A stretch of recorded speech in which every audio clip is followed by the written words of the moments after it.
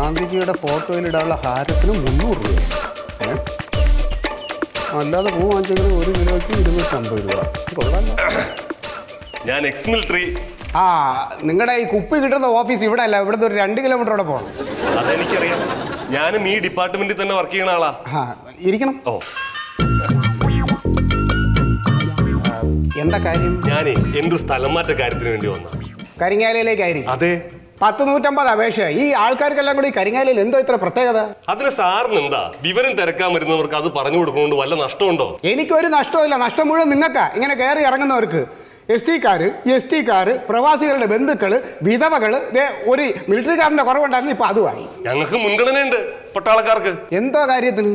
10-25 കൊല്ലം പട്ടാളത്തിൽ കിടന്ന് ഓസിൽ ചാപ്പാട് പഠിച്ച് കാശും പറ്റി. അതെ, ഒരു പ്രാവിനെങ്കിലും നിങ്ങൾ വെടിവെച്ചിട്ടുണ്ടോ? നിങ്ങളാരാ ചോദിക്കാൻ?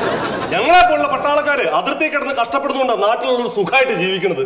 കാറ്റത്തും മഴയത്തും നിങ്ങൾ പുതപ്പിനിടയിൽ ചുരുണ്ടുകൂടി കിടക്കുമ്പോൾ എന്നെ പോലുള്ള പട്ടാളക്കാര് അതിർത്തി കിടന്ന് പെടാ പാടുപെടുക. അതിനാ നിങ്ങളെ പോലുള്ള ഒരു പെൻഷനാകുമ്പോ കുപ്പിയും കൂടെ തരണത്. മര്യാദക്ക് സംസാരിക്കണം. ആറ് കയറി വർത്താനം പറയരുത്. 25 വർഷം രാജ്യത്തെ സേവിച്ച ഒരു പട്ടാളക്കാരനോടാണ് നിങ്ങൾ വർത്താനം പറയുന്നത്. ഓഫീസിൽ വരുന്നവർ എത്ര കോപത്തോടെ സംസാരിച്ചാലും ഞങ്ങൾ ക്ഷമയോടെ കേട്ടിരിക്കുമെന്നും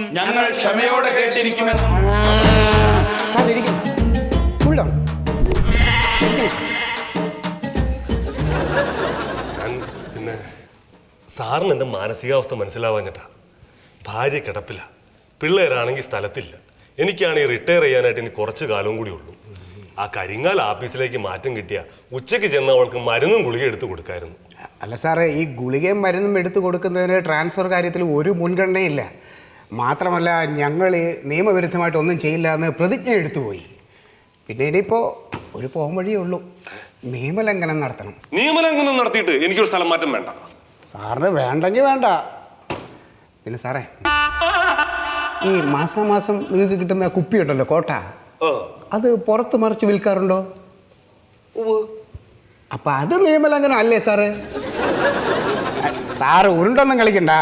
പിന്നെ ഞങ്ങളുടെ ഓഫീസർ തികഞ്ഞ ഒരു ഗാന്ധിയനായതുകൊണ്ടും സാറ് നിയമം മുറുകെ പിടിക്കുന്ന ആളായതുകൊണ്ടും ഈ മാസത്തെ കോട്ട എനിക്ക് തരികയാണെങ്കിൽ ട്രാൻസ്ഫറിൻ്റെ അവസ്ഥ എങ്ങനെയൊക്കെ പോകും, സാറിന് സാധ്യതയുണ്ടോ ഇല്ലയോ, നടക്കുമോ എന്നുള്ള വിവരം ഞാൻ അന്വേഷിച്ച് പറഞ്ഞുതരാം.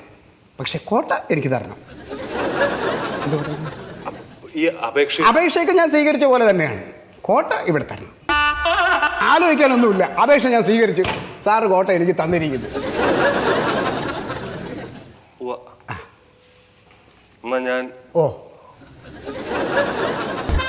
സർക്കാർ സേവ എന്നത്